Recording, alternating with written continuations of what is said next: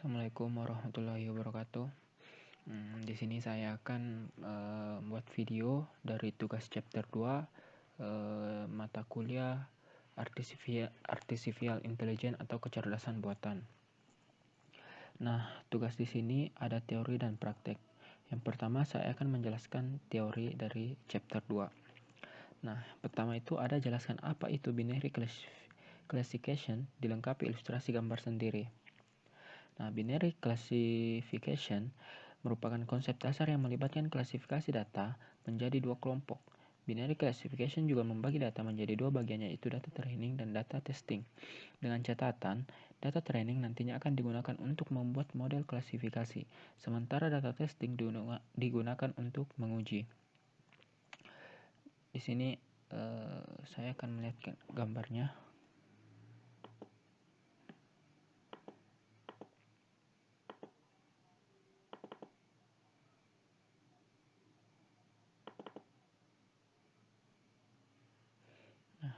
Ini gambar dari nomor 1,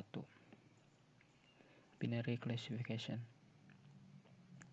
Selanjutnya jelaskan apa itu supervised learning dan unsupervised learning dan clustering dengan ilustrasi gambar sendiri. Yang pertama ada supervised learning. Supervised learning merupakan pembelajaran yang ada supervisornya. Maksudnya label di tiap datanya. Label maksudnya tag dari data yang ditambahkan dalam machine learning model. Supervised learning mempunyai nilai input dan output yang mampu melakukan prediksi dan klasifikasi. Ini gambar supervised learning.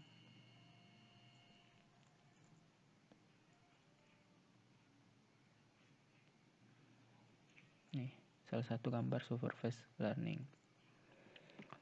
Selanjutnya unsupervised learning. Jika unsupervised learning memiliki label sebagai dasar prediksi baik dan membuat classification dan regression algoritma, dalam hal lain, data real itu sangat banyak yang tidak memiliki label. Unsupervised learning tidak menggunakan label dalam memprediksi target features atau variable, melainkan menggunakan kesamaan dari atribut-atribut yang dimiliki, sehingga akan dilakukan kelompok-kelompok atau cluster. Jumlah cluster bisa unlimited. Ini gambar dari unsupervised.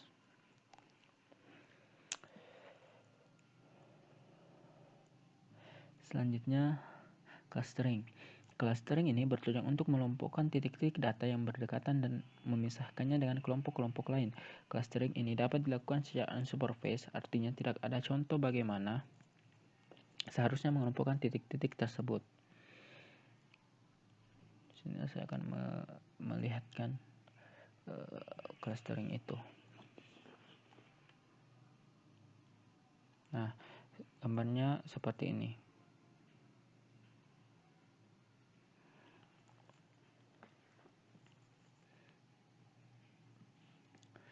Selanjutnya Jelaskan apa itu evaluasi dan akurasi dari buku dan disertai ilustrasi contoh dengan gambar sendiri. Evaluasi dan akurasi dari buku ini merupakan suatu bentuk evaluasi yang dilaksanakan pada tahap pengembangan program dan sebelum program dimulai. Evaluasi yang dilakukan saat merencanakan suatu program dengan tujuan utamanya ialah untuk meyakinkan bahwa rencana akan disusun benar-benar telah sesuai dengan masalah yang ditemukan. Selanjutnya ada jelaskan bagaimana cara membuat dan membaca confusion matrix. Confusion matrix merupakan suatu metode yang digunakan untuk melakukan perhitungan akurasi. Terdapat 4 istilah diantaranya true positif, true negatif, false positif, dan false negatif. True negatif merupakan jumlah data negatif yang terdeteksi dengan benar. False positif merupakan data negatif namun terdeteksi sebagai data positif. True positif merupakan data positif yang terdeteksi benar. False negatif merupakan data positif namun terdeteksi sebagai data negatif. Selanjutnya, jelaskan bagaimana K-fold cross-validation bekerja dengan gambar ilustrasi contoh buatan sendiri. Cross-validation K-fold merupakan suatu metode statistik yang digunakan untuk mengevaluasi kinerja model atau algoritma. Cross-validation terdapat data yang dipisahkan menjadi 2 subset, yakni data proses pembelajaran dan data validasi. Biasanya cross-validation digunakan karena dapat mengurangi waktu komputasi dengan tetap menjaga keakuratan estimasi. Selanjutnya, jelaskan apa itu decision tree. Decision tree merupakan suatu metode klasifikasi untuk diinterpretasi oleh manusia berupa menggunakan metode struktur yang berbentuk seperti pohon atau struktur berhierarki. Selanjutnya, jelaskan apa itu information gain dan entropi. Information gain merupakan salah satu metode algoritma untuk menyeleksi fitur untuk menentukan batas dari kepentingan sebuah atribut.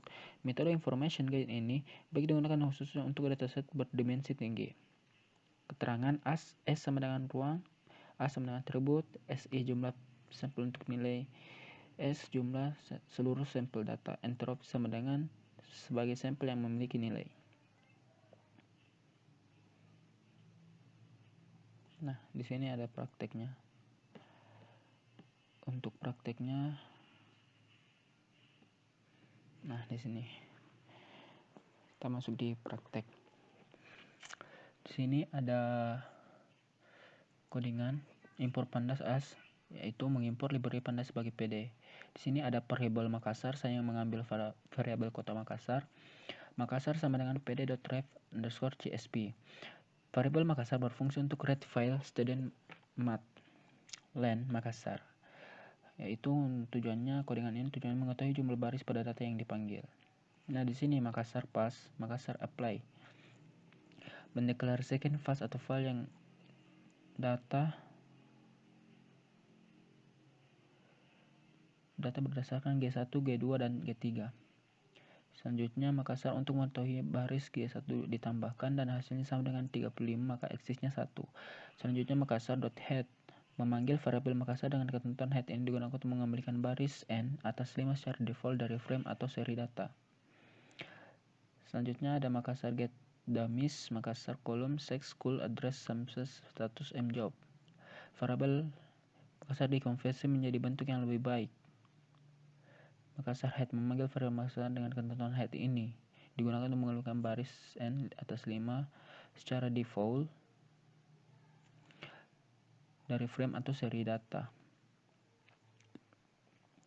Soalnya ada Makassar sama dengan Makassar.sample, yaitu mengembalikan variabel Makassar menjadi sampel acak dan frag sama dengan 1.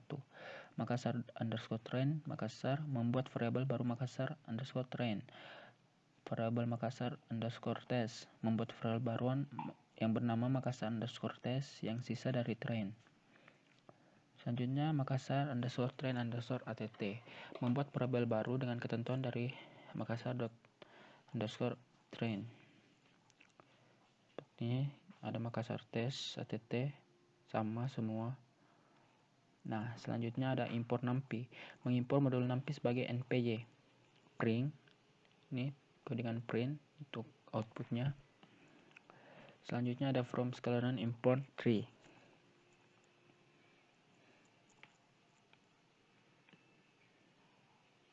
Di sini tree export grafis keybank student performance. Codingan ini sebagai save tree sebagai ekspor grafis ke file student performance.